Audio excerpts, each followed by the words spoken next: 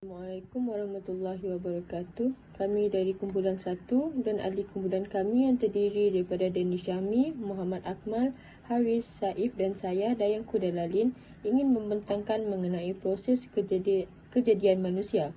Saya akan memulakan pembentangan kami ini dengan pengenalan untuk proses kejadian manusia.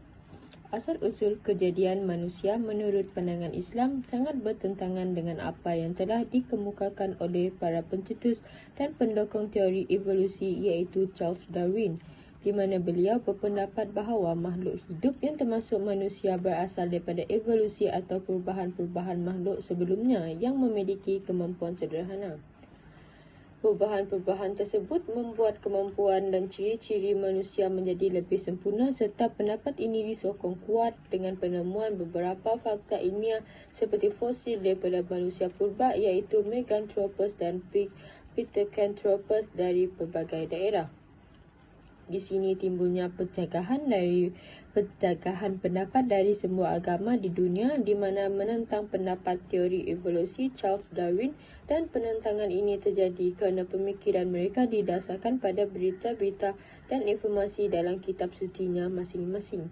Salah satu daripada kitab suci tersebut adalah Al-Quran, di mana Al-Quran adalah kitab suci agama Islam dan ianya banyak menyebut tentang beberapa proses kejadian manusia yang lebih terperinci dan jelas. Allah Subhanahu wa Ta'ala sudah menciptakan manusia ahsanut taqwim iaitu sebaik-baik ciptaan dan menundukkan alam beserta isinya bagi manusia agar manusia dapat memelihara dan mengatur serta melestarikan kelangsungan hidup di alam semesta ini.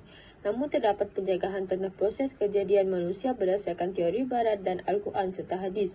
Selain itu, terdapat juga persamaan yang menyokong kedua-dua pegangan. Seterusnya, saya akan serahkan kepada Syaif untuk meneruskan perbincangan mengenai proses kejadian manusia mengikut Islam dan ayat Al-Quran dan hadis.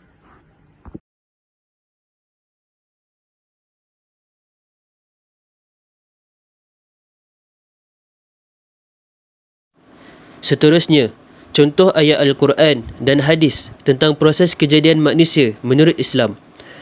Dalam surah Mu'minun ayat 14, Allah berfirman, "Kemudian kami mengubah nutfah, air mani menjadi alaqah, seketul darah.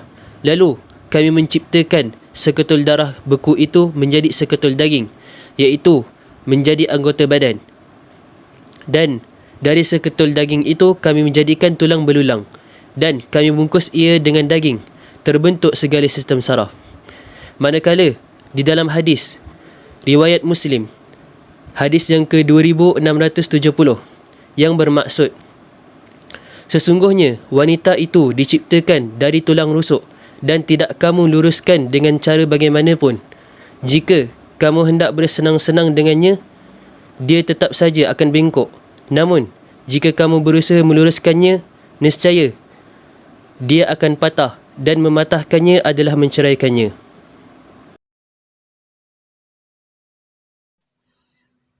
Seterusnya, saya Muhammad Haris akan menerangkan tentang proses kejadian manusia mengikut Al-Quran.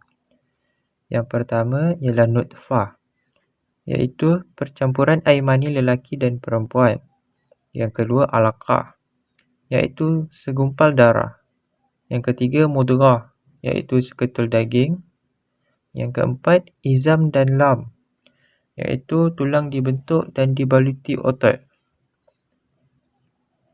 Yang kelima ialah nasi'ah khalqan akhar, iaitu apabila memasuki peringkat janin, ada anggota yang sempurna.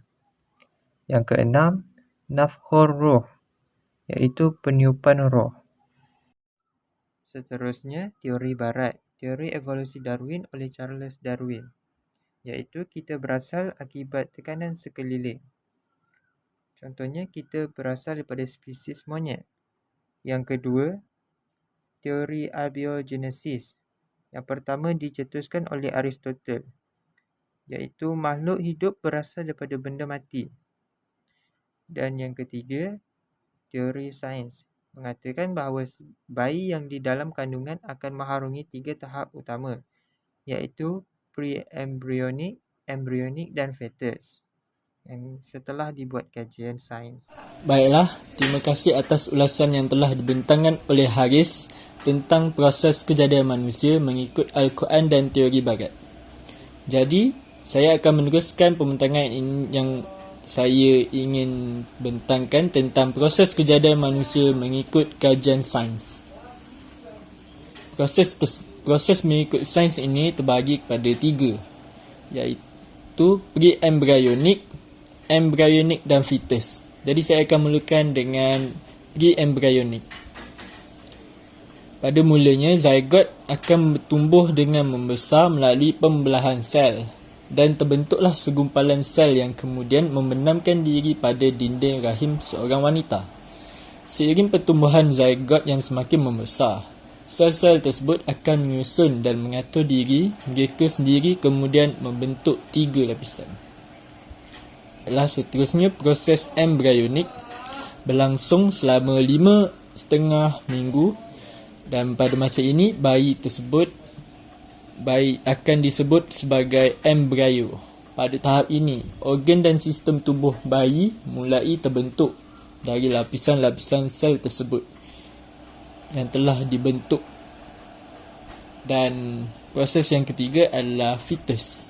Bayi akan disebut sebagai fetus dan tahap ini dimulai sejak kehamilan bulan ke-8 dan berakhir hingga masa kelahiran. Ciri khusus tahap ini adalah terlihatnya fetus menyerupai manusia dengan wajah, kedua tapak tangan dan kakinya. Baiklah, sekian itu saja dari saya. Pembentangan ini akan diteruskan oleh Danish. Assalamualaikum warahmatullahi wabarakatuh. Terima kasih kepada saudara Muhammad Akmal atas pembentangan beliau tentang proses kejadian manusia mengikut kajian sains. Kini, saya Danish Syahmi akan membentangkan penutup kajian proses kejadian manusia. Kesimpulannya, ilmu sains berkaitan falsafah kejadian manusia adalah selari dengan penyataan dari Al-Quran. Dengan kurniaan akal, manusia perlu menghargai dan bersyukur tentang perihal kelahiran serta fitrah asal-usul kejadian. Sebagai pelajar, kita haruslah membuka mata, hati dan minda berkaitan perkongsian mengenai ilmu fitrah kejadian manusia. Sekian daripada saya. Terima kasih.